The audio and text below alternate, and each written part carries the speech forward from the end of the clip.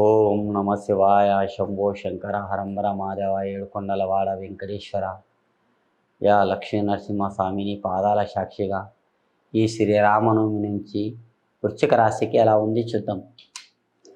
వృశ్చిక రాశి వారికి చూడమ్మా,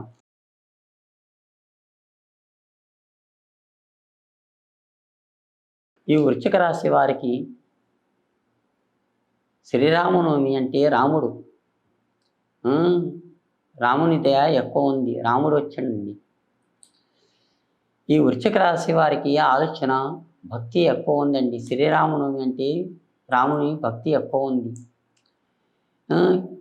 ఈ వృశ్చిక రాశి వాళ్ళు చాలామంది అయోధ్య రామయ్య దగ్గర వెళ్ళి వచ్చారు. ఇంకా కొంతమంది వెళ్ళాలని కూడా ఉంది. డబ్బులు ఉన్న వాళ్ళు వెళ్ళి వచ్చారు.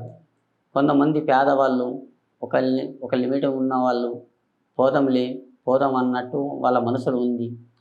ఈ శ్రీరామనవమి వెళ్ళిపోతే, భద్రాచలంకి వెళ్ళిపోతే వాళ్ళ దరిద్రం మొత్తం అన్నీ మునిగిపోతాయండి. ఆ నీళ్ళన్నీ కలిసిపోతాయి. ఆ ఉన్న దరిద్రం దూరం అయిపోతుందండి. ఏం టెన్షన్ తీసుకోకండి. ఆ భగవంతుని దయ వల్ల మంచి గడియలు ఉండండి.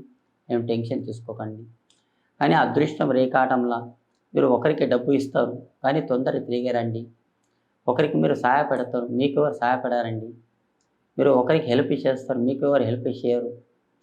కానీ మీరు ఒకరు సులేటి జమానత్ అలాంటిది మాత్రం చేయకండి. చేస్తే మీకే చాలా నష్టం అవుతుంది. మీరు ఒకరికి గురించి మీరు ఆలోచిస్తారు, కానీ మీ గురించి ఎవరు ఆలోచించాడండి. ఆ భగవంతుడు మీకు తప్పకుండా కాపాడతాడు. అదృష్టం రేఖాటం మంచిగా ఉంది. ఈ శ్రీరామనవమి లోపల ఏదైనా సాధించాలనుకున్నది తప్పకుండా అవుతుందండి. ఆ భగవంతుని దయ వల్ల మీ అనుకున్న పనుల్లో కానీ, చేసే పనుల్లో కానీ, కారోబార్లో కానీ, బిజినెస్లో కానీ, జాబ్లో కానీ, ఉద్యోగంలో కానీ, చదువు గురించి కానీ, ఇబ్బందులు కానీ అవి మొత్తం వెళ్ళిపోతాయండి. అనుకున్న పనులు అవుతుంది. కానీ మీరు తొడపుట్టిన వాళ్ళతోటి సుఖపడే జీవితం లేదండి. మీరు తొడపుట్టాలి ముగ్గురు అన్నారు, కానీ ఇప్పుడు ఉండాలి ఇద్దరికి లెక్క. ప్రపంచం నడిపించేవారు ఒకరండి. కానీ మీ అనుకున్న పనులు మీకు బాగా జరుగుతాయండి. ఏం టెన్షన్ పడకండి. ఆ భగవంతుని దయ వల్ల అదృష్టం రేఖాటంలో మంచిగా ఉంది. కారోబార్లో కానీ, జాబ్లో కానీ, ఉద్యోగంలో కానీ, మీ అనుకున్న పనుల్లో కానీ, ఏ పని చేసినా కానీ మంచి గడియలు ఉన్నాయండి. ఈ సమయం ఎక్కడ పోయినా కానీ మంచిగా ఉంది. అనుకున్న పనులు అవుతున్నాయండి. జై శ్రీరామ్.